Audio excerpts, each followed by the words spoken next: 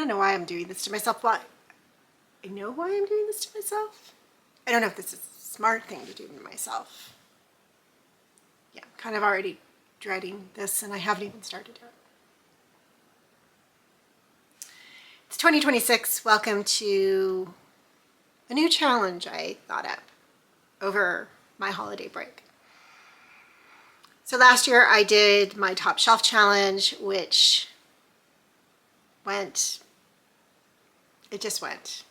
I actually have more books on my top shelf to finish than I did at the start of the challenge. So yeah, that will be continuing on in 2026. But for now, why not start a different challenge? Because the first one went so well and we got so much accomplished. Adding a second one makes so much sense. Anyway, let me walk you through it. It's going to be bookshelf bingo.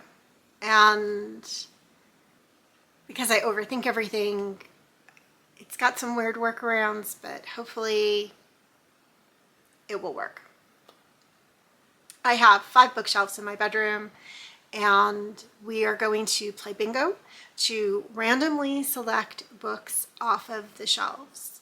Now, for some people, that would be enough. It would just be like calling the combination of letters and numbers and pulling the books and reading them. I will end the series when I get a bingo. So this could be one video, but when does that ever happen in bingo? Or this could take me all year to do. So we will see.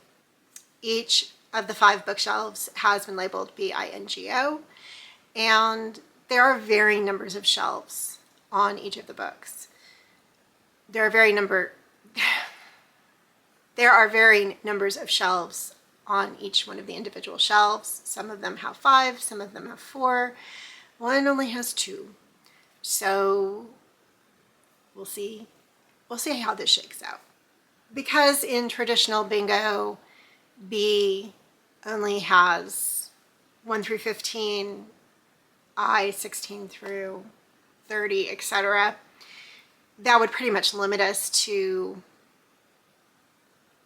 a very small range of books from each one of the shelves. So decided to do a spinner wheel and determine which shelf from the BINGO the book will be taken off of. And sometimes that means that when we get to the O shelf and we have like 73, we're going to be going through the shelf multiple times to figure out what the book is. That's fine. And this is the only thing that I could think of to give each shelf equal opportunity to be chosen. I've selected a bingo card at random. That will be my bingo card throughout this challenge. I will not go to the bingo card during the course of selecting the book. So I will do the call, grab the book out of the shelf, and I will not go validate whether or not that number is on my bingo card. So I could be reading books and they are not on the card, and they're not going to do anything to get me to bingo. And that is just the luck of bingo, right? You don't always have the numbers. So at least I'm reading books I own, getting through them, and we're hoping for it to eventually end up being on the bingo board. I will do 5 calls. What do you call it in bingo?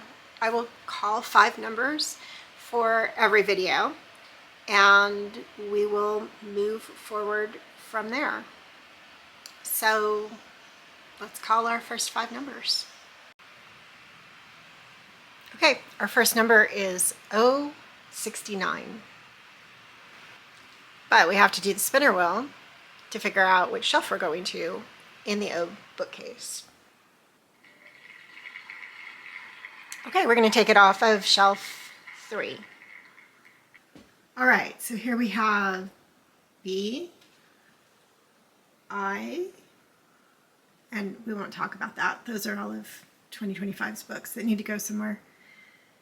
N, this little one is G, and here we are at O.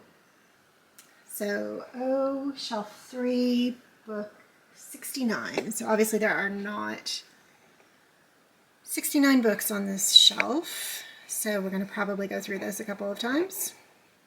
Let's see, 1, 2, 3, 4, 5, 6, 7, 8, 9, 10, 11, 12, 13, 14, 15, 16, 17, 18, 19, 20, 21, 22, 23, 24, 25, 26, 27, 28, 29, 30,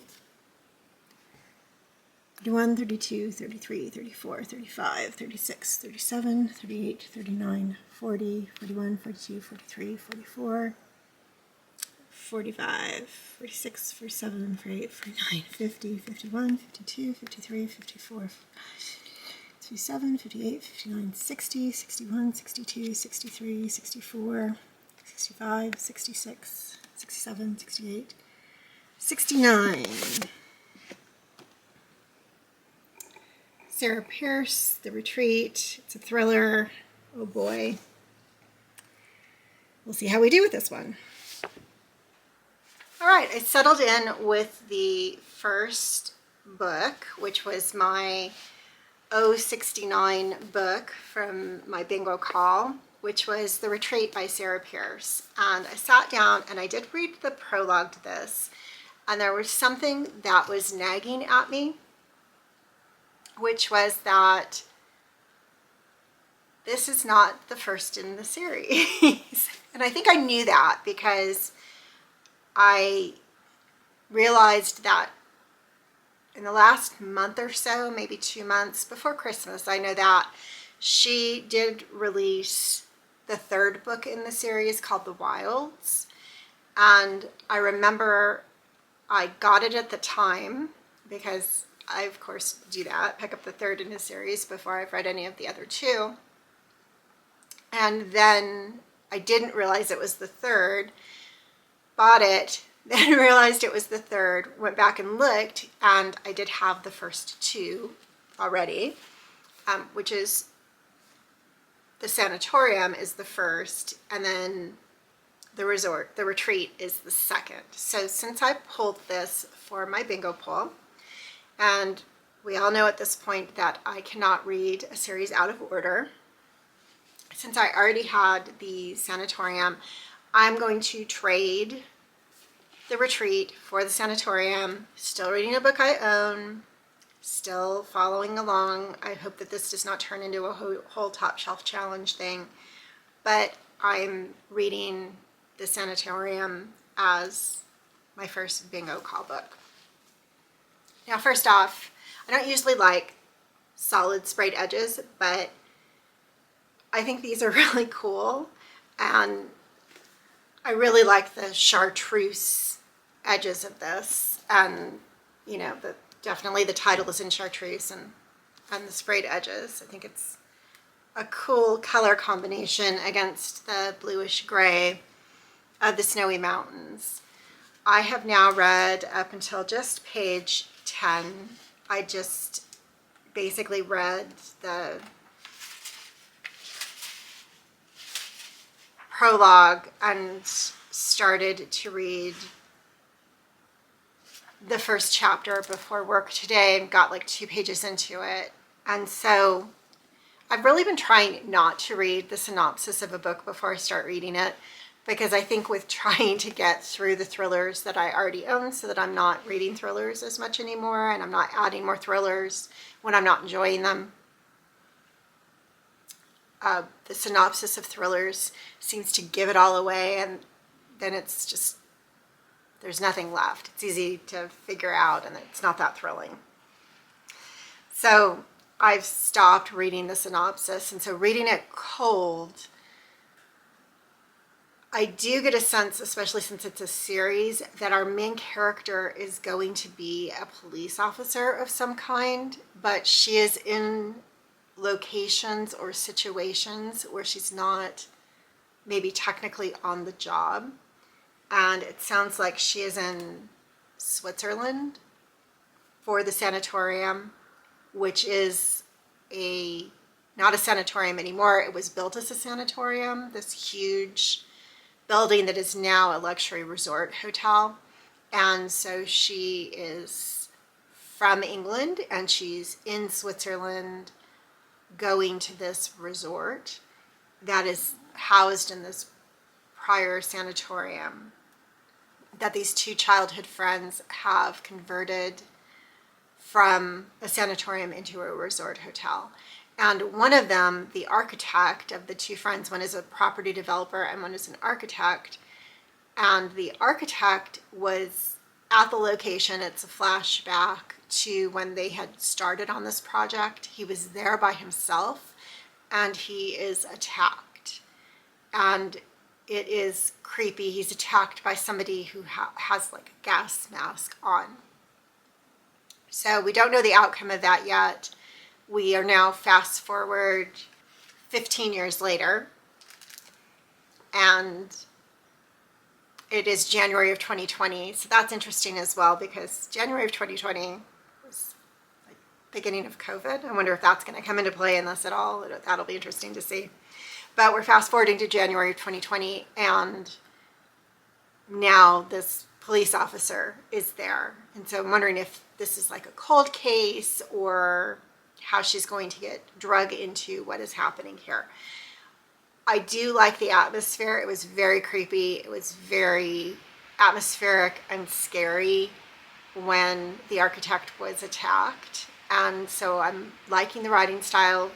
Again, it's only 10 pages in, but I'm hoping that I will enjoy this, and it's looking good so far. So that is very brief and juggling update for my first bingo call. All right, I have finished the sanatorium and I have thoughts. First thought is that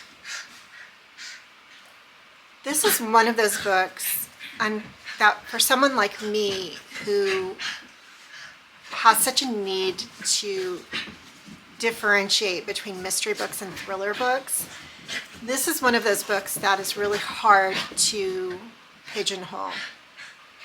It has everything that I would consider a mystery. It's definitely a whodunit. We have a protagonist who is a police detective, although she is out of her jurisdiction. And she's going through and using her training to try to figure out who done it and to stop them from doing it again. However, there's definitely that aspect of the best thrillers, for me at least, that is the ticking clock. Like, get there before this happens again. Get there before this happens to you. Save people. Prevent this from happening. Bring justice, etc. The other thing about this that sets it apart for me from your standard thrillers is I feel like you always know who the bad guy is in thrillers, and you're just watching and sometimes watching in their head what is happening and why they're doing this. And I think that this is more in the mystery category because we don't know who's doing it. We don't know why they're doing it. And that's one of the aspects for our protagonist to try to figure this out. Like, why is this happening? And if I figure out why this is happening, I can probably figure out who is doing this, and I can prevent them from doing this any further, and I can bring them to justice. I think that although the setting plays a huge piece in this, and being in the snow and the cold is definitely utilized, I think that there were some instances where it wasn't used most effectively, and it was a closed circle. We have people who are isolated in this hotel that used to be a sanatorium, and they can't get out and people can't get to them for various reasons. And I liked all of that. That was done well. It was realistic.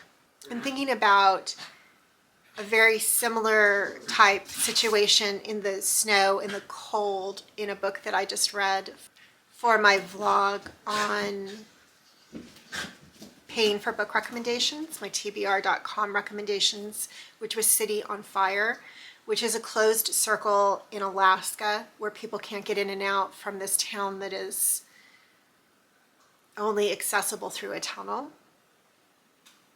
And very different setting, very different group of people, very different setting, etc. But both of them had that same in the snow cut off vibe. I wish there had been more of the gothicness of a sanatorium, of an old sanatorium.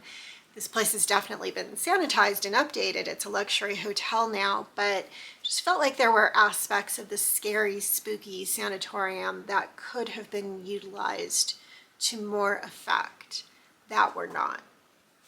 I did also think that the resolution, the why the person who did it, was a little, had some holes in it.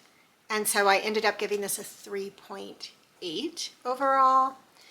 I definitely, since I have the next in the series, The Retreat, because that was the book we actually pulled for book bingo, I will continue reading that. I read the first chapter of it at the beginning of this before realizing that that was the second in the series. So I will go back and finish that one now at some point, not because it's a 3.8, not in a huge hurry to do it, but that is where we are on our first bingo call. So let us see if we get to mark a space off the bingo board after finishing the sanatorium. All right, so the first call to pull the sanatorium from the shelf was 069, and so we do not have 069 on our card, so better luck next time. Okay, we're going to call our second number, and we have B3.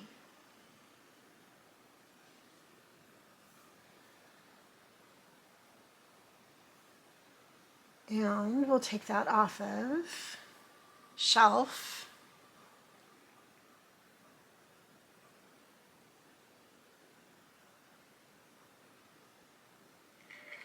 Number 1.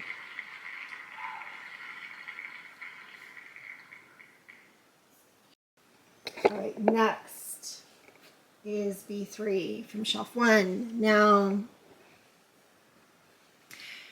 this is the bookcase that contains the top shelf challenge. So we're going to skip that shelf and we're going to make the second shelf our first shelf. And so easy, 1, 2, 3.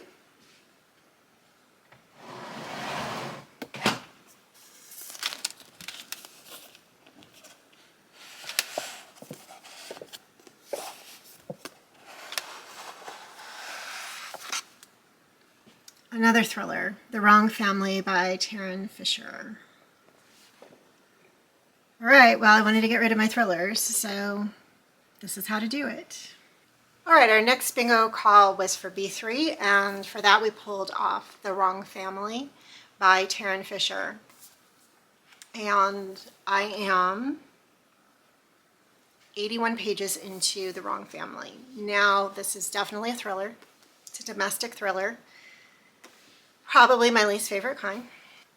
Yes, I did say that I was going to read no thrillers this year, but I did caveat that with if I owned books already as I'm trying to get rid of them and get them off my shelf, of course I'm going to read the thrillers that I already own. So obviously bingo is to reduce those books off of my shelves, and so we pulled this one and I'm reading it. Now, the other thing to know about me is that I do not DNF. I am a completist. I will read it to the bitter end. And yet, this book came very, very close to making me change that rule for myself. Because up until page 60, I was absolutely detesting this and did not want to continue reading it. And every time I sat down to read it, I could not bring myself to do it. So in that spirit, I thought I was going to DNF. I thought I was going to come back and do this update today and say, we're done with this. And then I told myself, read a few more pages and see what you think after that. Make the final verdict one way or the other. Now, this is kind of ironic, so bear with me, but I had two theories about what the twists or ahas were going to be about this book from the first 10 pages. And one of the reasons I think that I am not giving thrillers grace anymore is because I see that coming so far in advance. And it's like the elephant in the room. Like, I can see that this is what it is, and yet you're drawing it out and drawing it out and drawing it out and drawing it out. And then we finally get there, and that's it. It's just that thing that was so apparent so long ago, but you made me read 270 pages to get here. And that is part of my frustration. So with foreseeing or foreshadowing these two ahas, I got to around page 80 and one of them was exposed. And I thought, okay, I can kind of give this a second chance because at least we didn't go through the rest of the book not addressing the elephant in the room. And so I'm giving Fisher a hair of a chance and continuing on with the book. I'm at page 82 now, I think, 81, 82.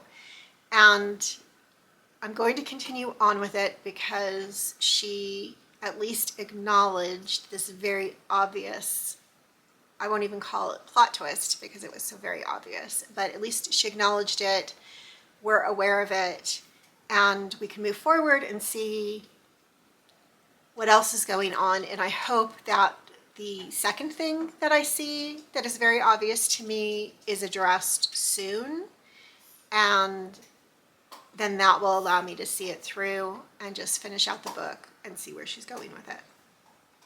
So, second book of the vlog, The Wrong Family. We'll continue on with that now. All right, I am officially halfway through The Wrong Family. I don't know why I said it that way. Anyway, I am not loving this. I would say that it's better than it was when I thought it was going to be a DNF, one of my few and far between DNFs, because at least Fisher is not prolonging the reveal of the twists that are not really twists. They're very, very apparent. And she's not prolonging it. So we're getting to it. However, we have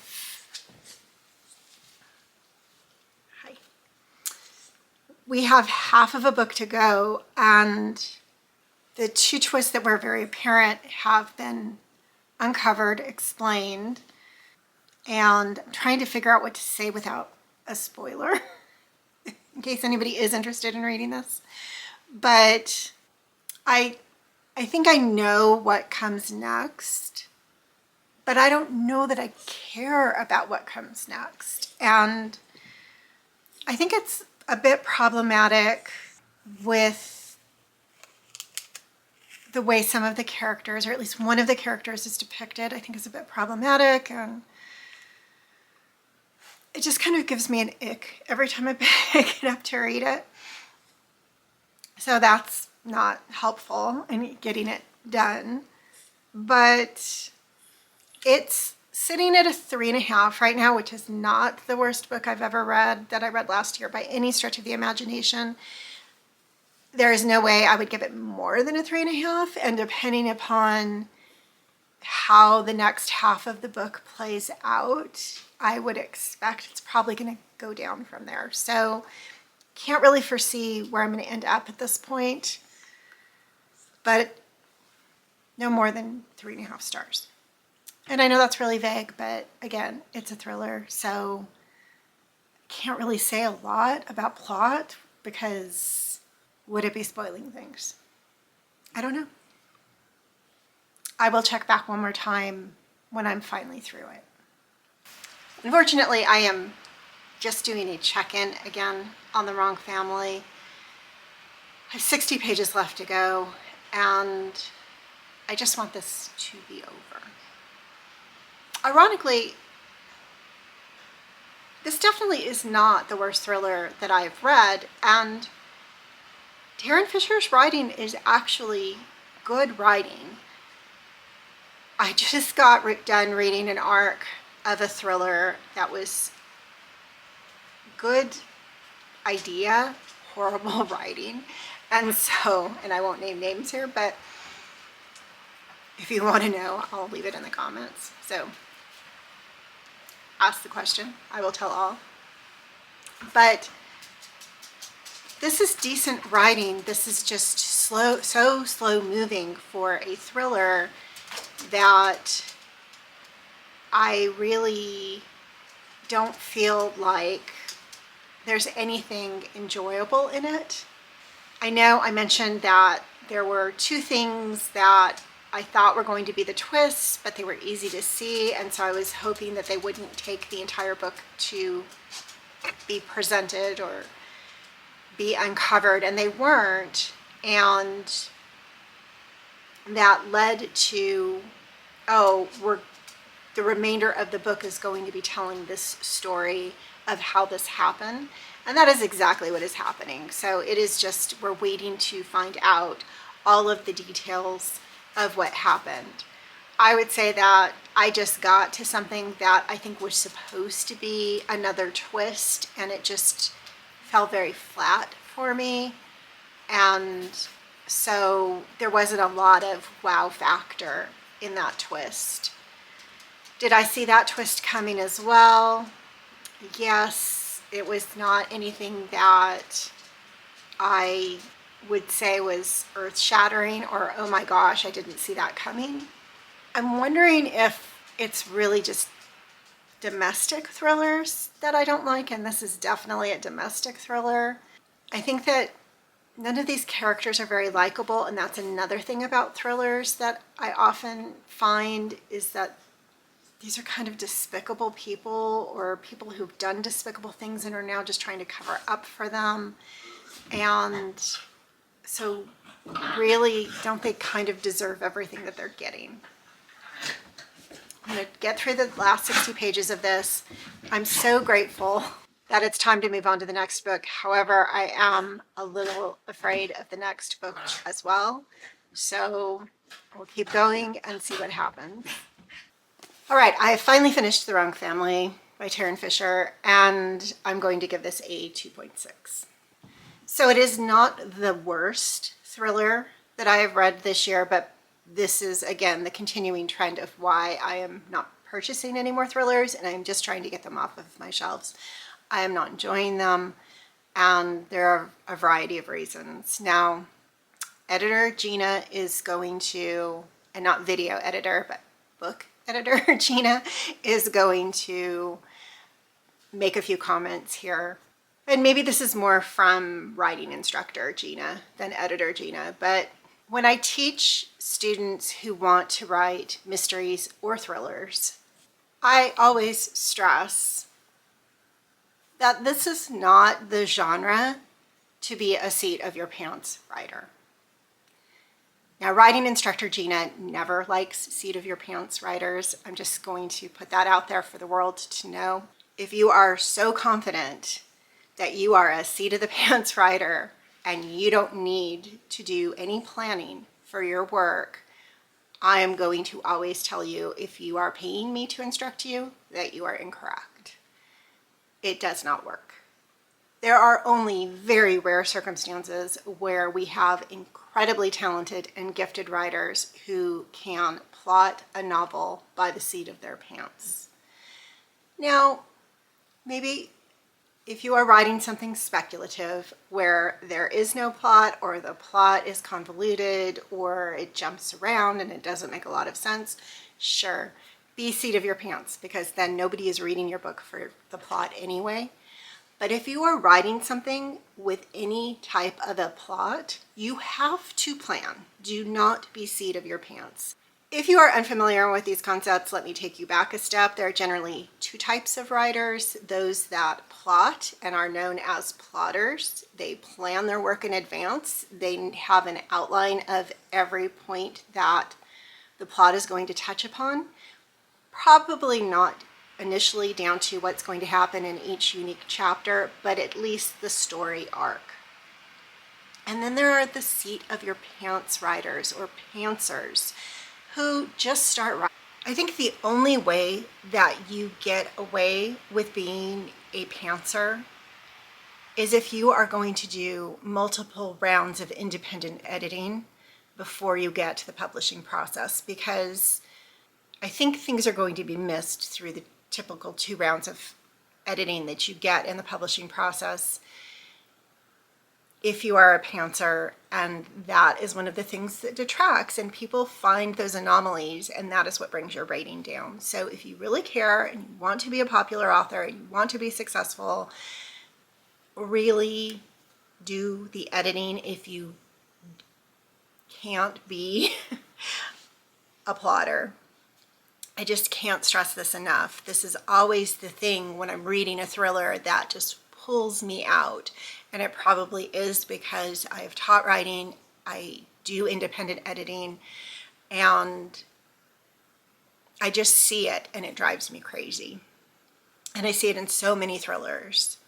And I will give a very specific example from The Wrong Family. There is a chapter relatively early in the book, and there will be no spoilers here, where we are getting the perspective of 2 characters in the book: Juno, who used to be a therapist, and Winnie, who is the mother of the family in this domestic thriller. Now we get a chapter from Juno's perspective where we are told that this is occurring after the weekend where the family had the stomach flu. We have not seen the family have the stomach flu, but the way that it's written, there's an implication that stuff happened while the family had the stomach flu, but we haven't seen it. And it was just very odd, and it threw me out of the story. I'm like, what stomach flu are we talking about? Why does it matter that the family had the stomach flu, that Juno's telling us this specific information from her perspective? We didn't see that. It is many chapters later that we get Winnie's perspective of the weekend when the family had the stomach flu.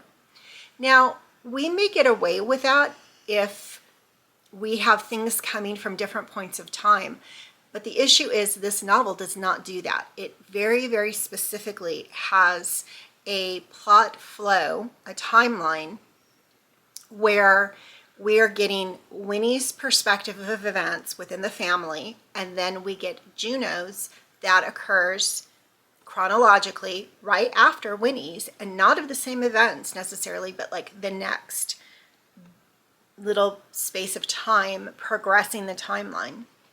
So to have this instance where we all of a sudden get Juno's perspective, and then months later, there are references to holidays occurring, and then we get Winnie's perspective, it has thrown the timeline off. I am so surprised that even in editing during the publishing process, this was not caught. And I immediately said at that point, Fisher is a pantser. Fisher is a pantser, and she had an idea about the family having a stomach bug, and she got that in, and then in the editing process, chapters were getting moved around, and they forgot to remove that reference that Juno came in earlier and referenced the family having a stomach bug. So not only is that an indication of a pantser writer, it's an indication that the editing process was not that thorough. And I was at that point thrown out because, from my personal biases, I don't think thrillers can be written by pantsers. And then I got to the acknowledgments at the end of the novel, and Fisher clearly clearly describes herself as a pantser. And I was like, yeah, it's obvious, but you shouldn't be, because you would be writing better books because you are a good writer. But things are falling through the cracks. And so as a thriller writer, your plot is important. Your twists are important. And so don't just think that, oh, I've got a great twist, let me write by the seat of my pants. Take your great twist, integrate it into a thoroughly developed plot. Your books will be so much better, and you won't get a 2.6 from me anymore. All right, that being said, let's go to the bingo board and see if at least we get to mark off a spot from completing this book. As a reminder, this was our call for B3 in our bingo calls. All right, so we are back on the bingo board. And B3 was our call for this book, and thank goodness we get to mark off a square finally. So success. Thank goodness. I was worried that we were going to have to add extra books to this video if I didn't mark off a square, but we did, so we are good. Let's finish the final 3 books for this video. All right, next call is I-28, and we'll take that off of shelf.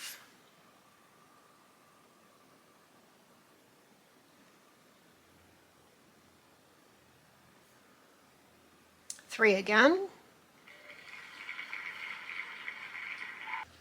Okay, next up, right next to it, shelf I, third shelf, and book 28 on the third shelf. So we've got 1, 2, 3. Let's look for 28. There's something hidden in this corner. No. So this box, White Oleander, is the first one. So let's go 1, 2, 3, 4, 5, 6, 7, 8, 9, 10, 11, 12, 13, 14, 15, 16, 17, 18, 19, 20, 21, 22, 23, 24, 25. 26, 27, 28. Mary Higgins Clark and Alistair Burke, You Don't Own Me. Oh my gosh, if all 5 of these books are thrillers, I think I will probably die. All right, our next bingo call was for I-28, and we chose Mary Higgins Clark and Alistair Burke's You Don't Own Me. Now, I am very trepidatious about this book. This is usually Mary Higgins Clark, romantic suspense. If you are unfamiliar with her, I would say she was the Frida McFadden of her day, except with more romance in her books. There is always a main female protagonist. There's always a love interest. Sometimes he's a good guy, sometimes he's not so good of a guy. I feel like I outgrew Mary Higgins Clark back when I was in my early 20s, and I moved on to some more what I would consider serious writing and less popular fiction. I honestly do not know how this book came into my collection. Just out of curiosity, I'm going to look it up and see when I logged it into my inventory. So it looks like I've had it on my shelf since June of 2023. And it looks like it was around the same time that I did a bunch of used book shopping, probably looking for books that I thought would be popular with my in-person book club that I was in at that time. So I'm assuming that is why I bought this book. But at least I bought it from the used bookstore. I have not read the synopsis. I do not know what this book is about. I'm going to start it. I find with thrillers and romantic suspense, I have a better time if I don't read the synopsis, because just like with a movie trailer, it often gives away the best parts. So I'm going to start reading You Don't Own Me without reading the synopsis, and I will check back in to let you know how it is going. We have yet again reached one of those conundrums for me. So I did it again. I started reading You Don't Own Me. Only got about 10 pages in. Was actually very pleasantly surprised by how it was going and what I was thinking about it, but started to get a feeling as though maybe there was some backstory that was being alluded to, and so thought I had better take a look at info about the book, because I was so proud of myself. I didn't read the synopsis, yada, yada, yada, before I started reading. And then I found out it is the 6th book in a series. And there's definitely stuff that's going on with the main character, who is a TV reporter or is a TV producer. And so I'm stopping. You Don't Own Me. I've picked up the first in the series. I've Got You Under My Skin. So I've Got You Under My Skin, I was able to borrow from Libby, so I will be listening to the audiobook. And since You Don't Own Me is 6th in the series, I'm not going to try to catch up to do bingo. I'm going to count the audio for I've Got You Under My Skin for the bingo call. And yes, it doesn't take something off of my shelf, but at least it's not a new purchase because I was able to get it from the library, and we're just going to go with that. So I will be doing my next check-in on I've Got You Under My Skin as soon as I start listening to it.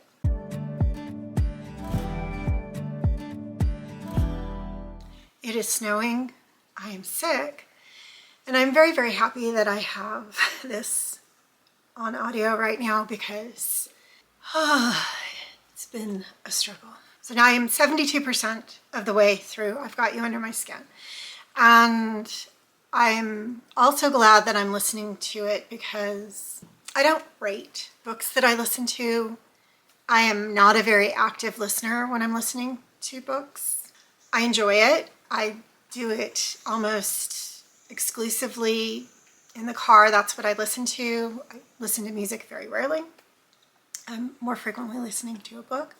So I do it a lot.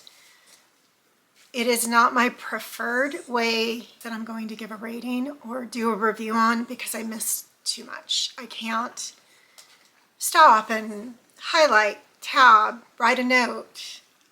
Therefore, I don't give a number rating to books that I listen to.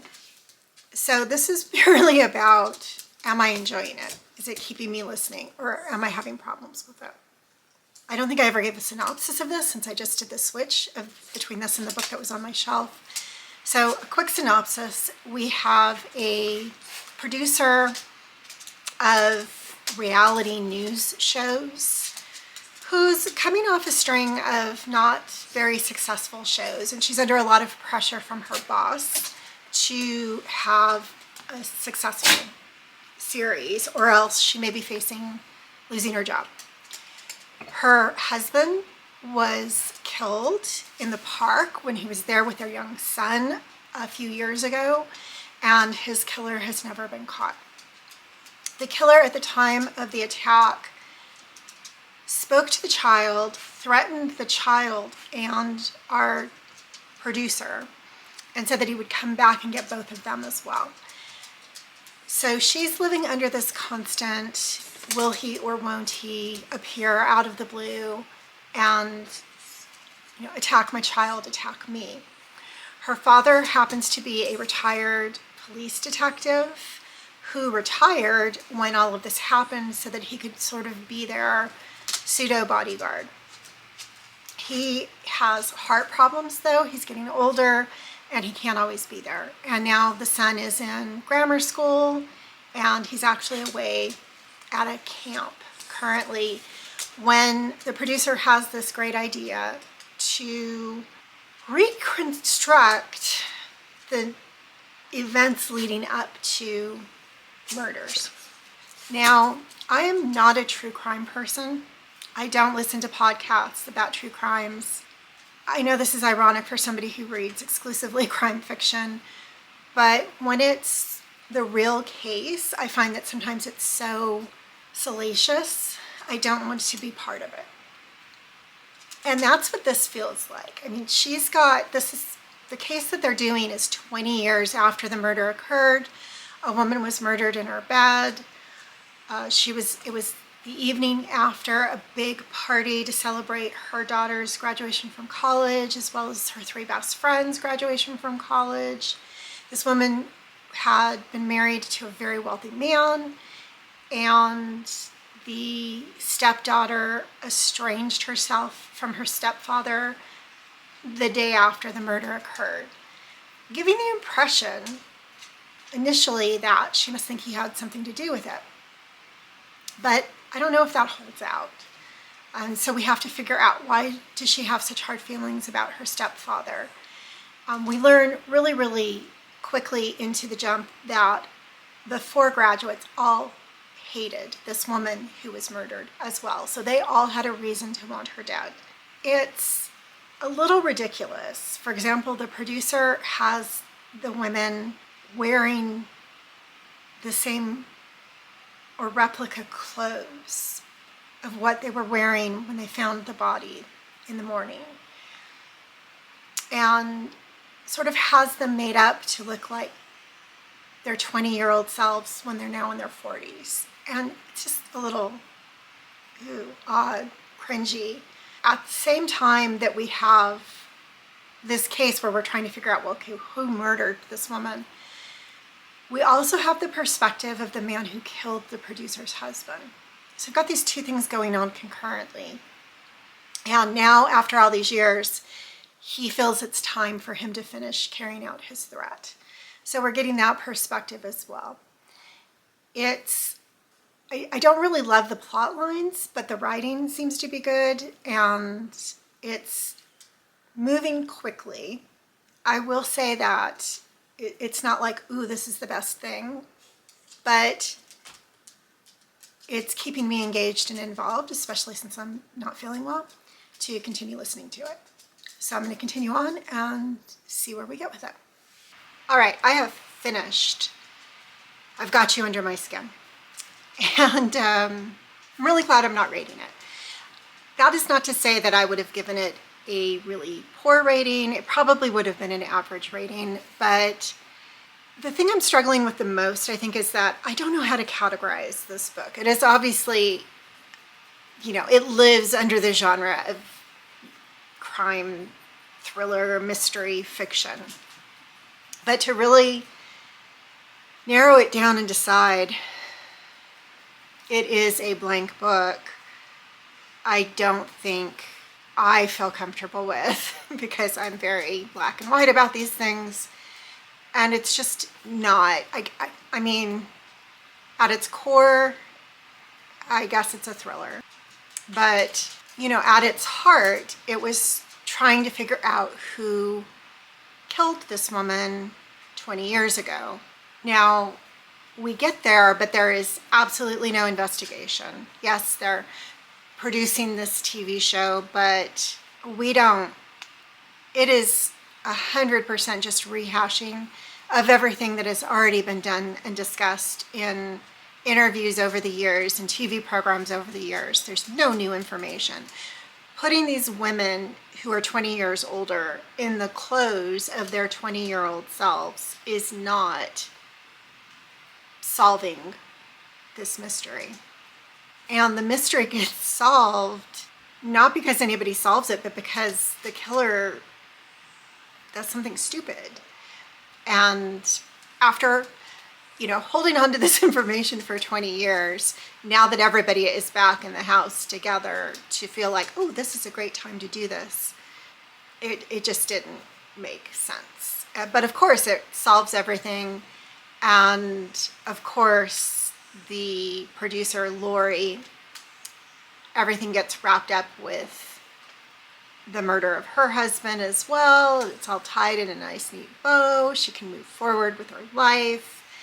And I'm sure she and this defense lawyer who she has hired to be the interviewer Because yes, why wouldn't a defense attorney be the right choice to be interviewing people?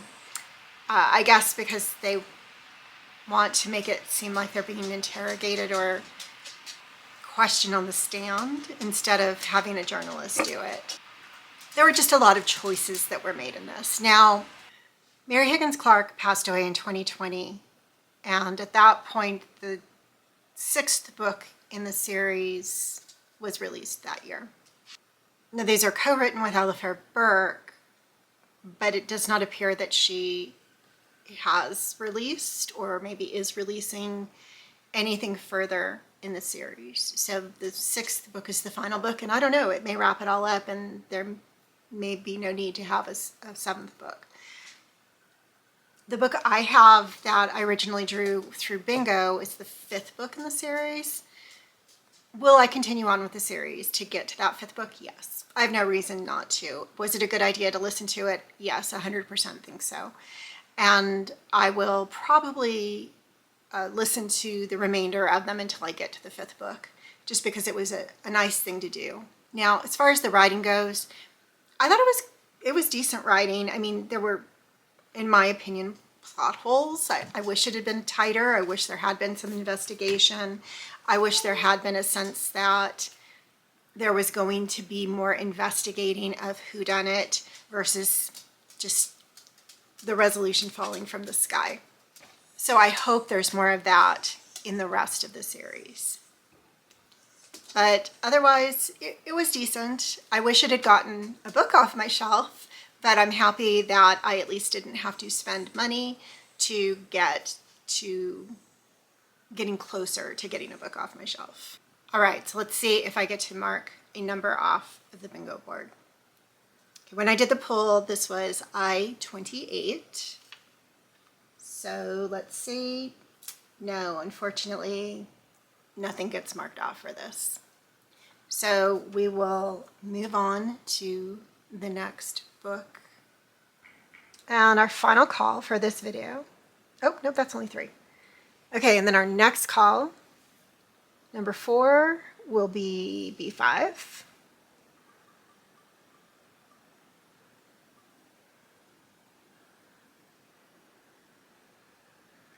Okay, shelf 4. 1, 2, this is just a bunch of journals, so this shelf does not count. So 3, so we're going way down to the bottom to the 4th shelf, and we're pulling out books 5. So there is a book hidden in this corner. So 1, 2, 3, 4, 5 is a Once Upon a Book Club box. And I don't even know what's in this Once Upon a Book Club box, so let's figure that out. Okay, so it is a romance, the roughest draft.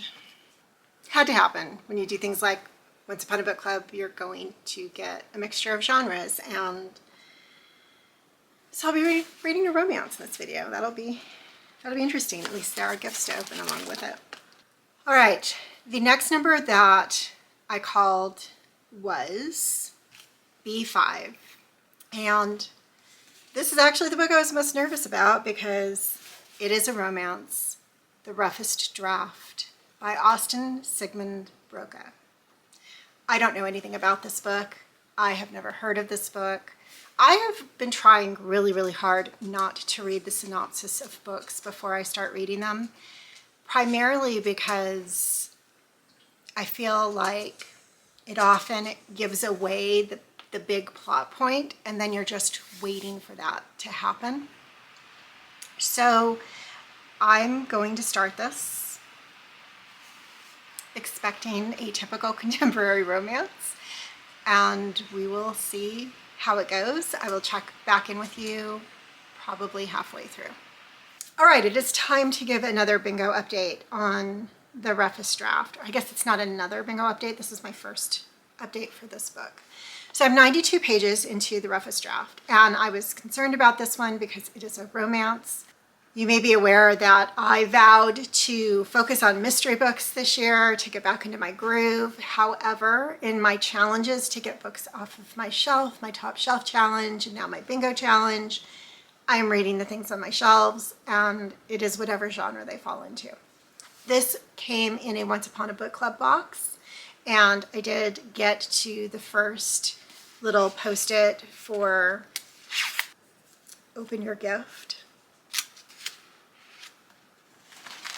And it was a good one. I really liked it. It's just a little bag. It's got a Jane Austen quote on it. Obstinate, headstrong girl. And it also had a book inside of the bag. The male main character, well, both character, the female and the male main character, are authors. They co-write books together, and they've had a parting of the ways. Their last book was incredibly successful, but something happened while they were writing it. They've been estranged ever since. Both of them felt like they were never going to write together again, and they are forced into a situation by, I think, purely by the female main character's fiance, who is in the industry and gets into a situation where he forces the female main character to go back and write with her writing partner again. Nathan is the male main character. He has just published a book called Refraction. He has just wrapped up his tour for it.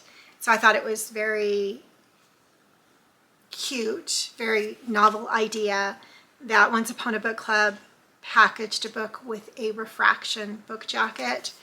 And then when you take off the book jacket, it is actually Murder at Mallowan Hall by Colleen Cambridge, which is a series that follows, I believe, Agatha Christie's Maid. So I already own this book. This is a duplicate for me, but really happy that there's a mystery that was given as part of this prize from Once Upon a Book Club. However, the roughest draft, I'm not loving it. It will probably be a 3 stars for me if I'm predicting at this point through the book. I don't enjoy romances where one or other of the characters is in a relationship and then there's going to be, oh, they're with the wrong person, they should be with this person. It's not one of my favorite devices. And the other thing that's really detracting from this for me is that they can't come right out and say what happened that has driven them apart. But so much of the book is focused on this thing happened, it drove them apart, this thing happened, it drove them apart, this thing happened, it drove them apart. We don't know what the thing is. And 9 times out of 10, when we get that much buildup, that much lead up to, we're gonna find out what this big thing was, it just never lives up to the hype. It just is always like that's the reason that they broke up. They're not writing together anymore. They gave up their careers. They're best-selling, it just doesn't make sense. And I just have a feeling that it's going that direction. Also, they are both likable characters, but everyone around them is not a likable character. And when I see characters that seem like good people and likable people and nice people, and yet everybody in their life is an unlikable or unnice or, only in it for themselves kind of a character, just makes you wonder, why are they surrounding themselves with so many bad people? And why can't there be more good people? And in romances, I know that we generally get likable groups of people, like the female main character and all her friends, and the male main character and all his brothers, and then there are going to be spin-offs and more in the series with those other characters who we like. And yes, they may have some traits that make them unlikable or grumpy or whatever, but at least we know these people live in a world that's a world that we like. And right now, I don't like the world that they're living in. The other thing is they have gone to a house in Tampa, Florida to write together, to live together to write. That is their process, that they leave their respective homes and they seclude themselves with each other to go through the writing process. But they go to Tampa, Florida, and neither one of them like Tampa, Florida. They talk about how miserable it is, how hot it is, how they can't function in it. The humidity is overwhelming. And believe me, I am not the hugest fan of Florida, so I get everything that is being discussed in the book, the criticisms of Tampa. But if you lived through that and you wrote one book, why go back there to write another book? Like, do it someplace else. It just, you have free will. Okay, so you're forced into this situation where you're going to write together. You don't have to go back to Tampa. Choose a new location. You were miserable there. It just, yeah. It's just things like that that just irritate me. And I'm a lives too short person that, okay, the house is there that you wrote in before, I understand that, but you both have money. Like, you can afford to go rent another house.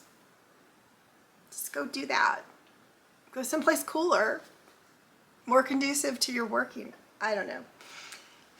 Anyway, that's where we're at with it. I'm not even halfway through.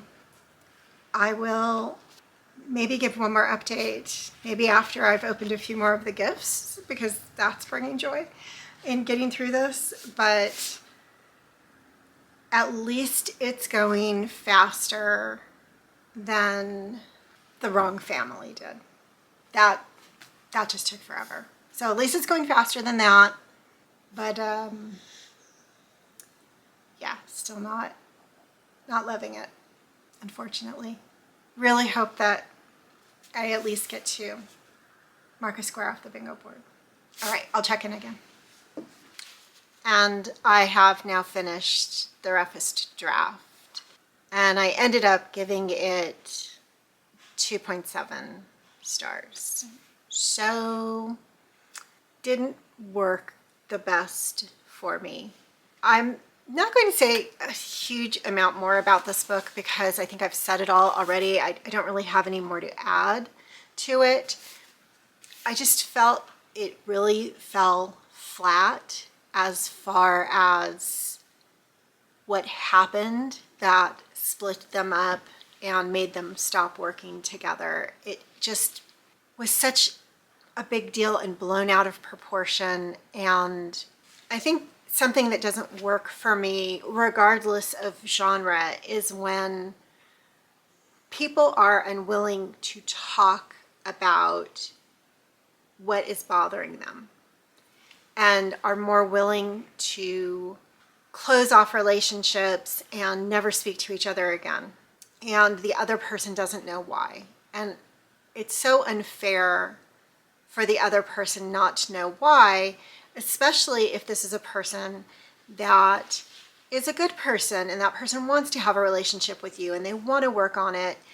And to not be willing to talk to this other person that you have such a close relationship with, that you are working together, you're so collaborative, you can finish each other's sentences, etc. And then to have something happen and there to be no conversation about it and just, I'm going to distance myself from you and we're never going to speak again. I know it's realistic and I know that it's a common trope across genres, but it just bothers me so much. And I know that in real life, even when you're going through a breakup or you're going through a traumatic part of a relationship and you do talk to the other person about it, it frequently doesn't help. The other person is in a different place or they don't want to hear it or whatever. But it just seems like when you are an adult and you're trying to have or form and continue having close relationships with people, to not value the other person enough to talk about it is such a cop-out. And then to, you know, it's a romance, so I don't think this is going to be giving anything away, but this isn't a spoiler, but for it suddenly to work itself out, let's just put it that way. Is this going to happen again in the future if we have a big misunderstanding and I'm just going to walk away from you again? So maybe in other genres, I would even excuse it more. I don't think I would excuse it at all, but especially not in romance where you're talking about relationships. This just doesn't work for me. So I am very happy that I'm done with this book, and we now get to move on and see if I get to mark off a spot on the bingo board for this book. So as a reminder, this book was B5, and so we do not get to, unfortunately, mark off a square on the bingo board for this book. And our final call for this video is B7. We are very B heavy in this video.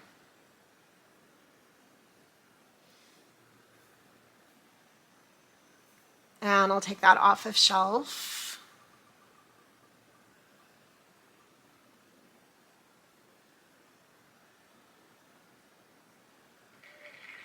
Four again.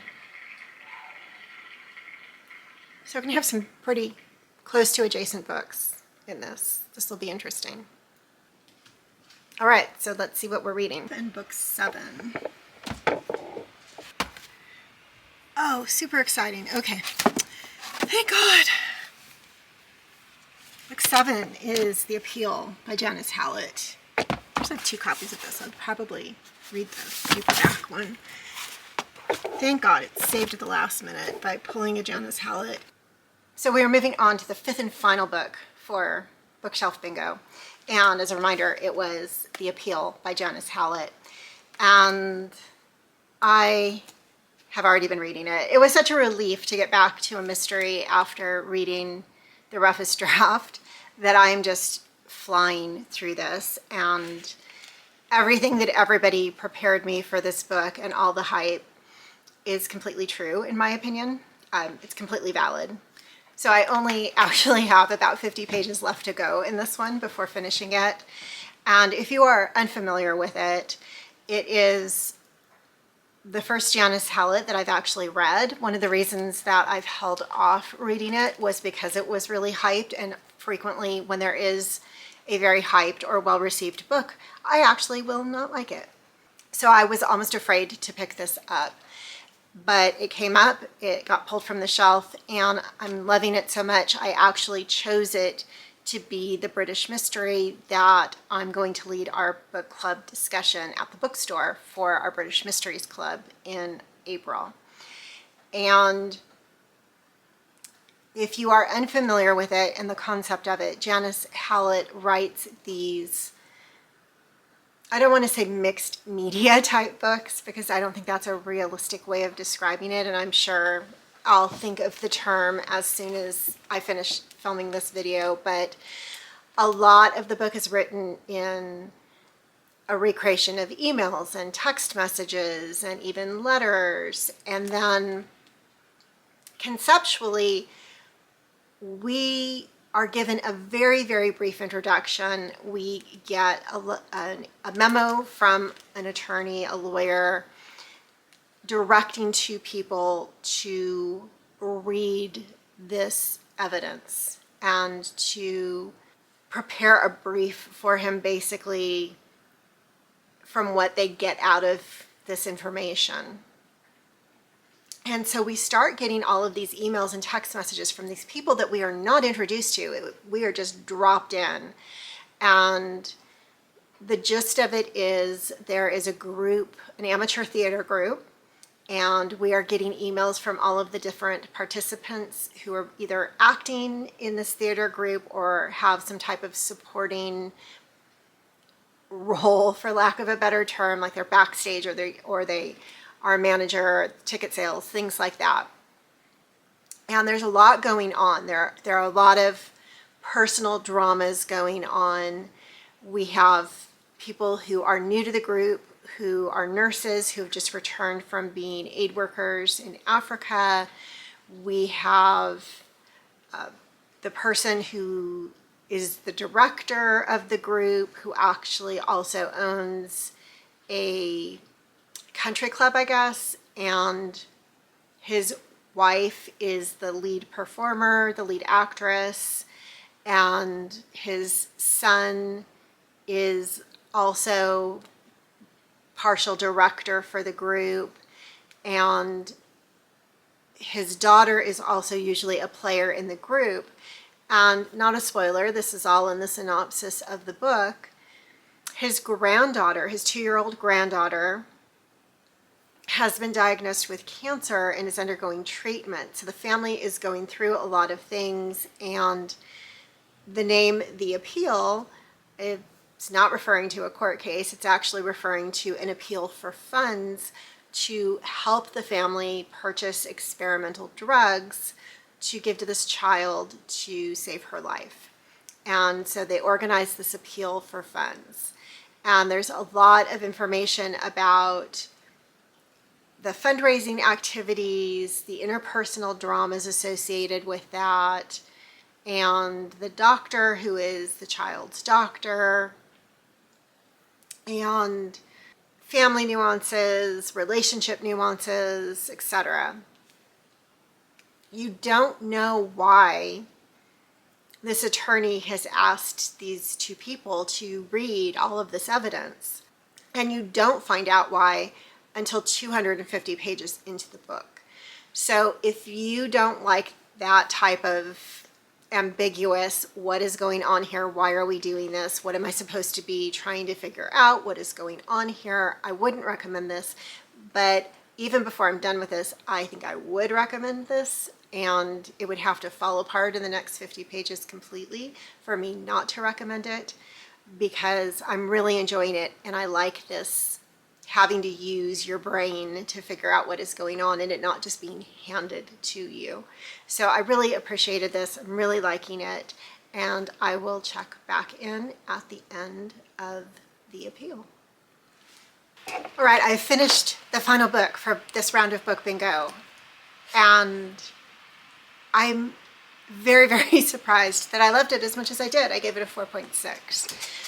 So I am not surprised that I liked it, because it's a modern version of what an epistolary novel would be, which is something that I always enjoyed, which is weird because if you think about it, I am the person who hates multiple perspectives, and yet I like epistolary novels, which are generally multiple perspectives. I don't know, we'll figure that out. That's something to be analyzed in a different video. The other thing that surprised me for how much I liked this was that I think the ending is slightly ambiguous, and the reason that I like crime fiction and mysteries especially is because they're usually tied in a nice, neat little bow at the end. And I don't think that this one really is. I think there's some ambiguity there. Maybe I'm wrong. This is the book club book for Hollow and Quill for our British Mysteries this month in April. So I'm gonna love to see what our customers have to say about that. Final reason why I'm surprised that I like this one is that it was so highly hyped, and usually overhyped books I do not get along with. But I really see why this one was so talked about, probably because it was so different when it came out, with this concept of emails and text messages and letters and interviews and newspaper articles. And I don't think we see a lot of that. So if you haven't studied literature and you don't understand the concept of epistolary, or you're just not familiar with it, I think it was probably really new, and I think we see a lot of aspects of this in different things now, 5 years on. I think it's 5 years ago that this was published. Yes, it was published in 2021, so 5 years. And I think we are seeing more of this now, especially the text message bubbles and in books and things like that. But at the time, I think that this was really different and unique, and people definitely latched onto it, and that's why we're seeing it continue, the trend continue. I definitely don't want to say more about the plot of the book because I don't want to give any spoilers whatsoever. And The only thing about the characters that I will say is that it would have been really, really easy to feel like there was no character development because we were just getting a lot of one-sided messages in one form or another. However, we got repeated messages from our core group of participants. And so those characters were developed as we watched them and their reactions to events and their conversations with each other and how they interacted with each other. So I feel that there was enough character development for the core characters, and I just really liked it. So just happy that we ended book bingo on such a high note. And the only thing that will make it better is if we get to mark off a space on the bingo board for this book. So let's go to the bingo board. As a reminder, the appeal was B7 from the bingo draw, and unfortunately we do not have B7 on our bingo card.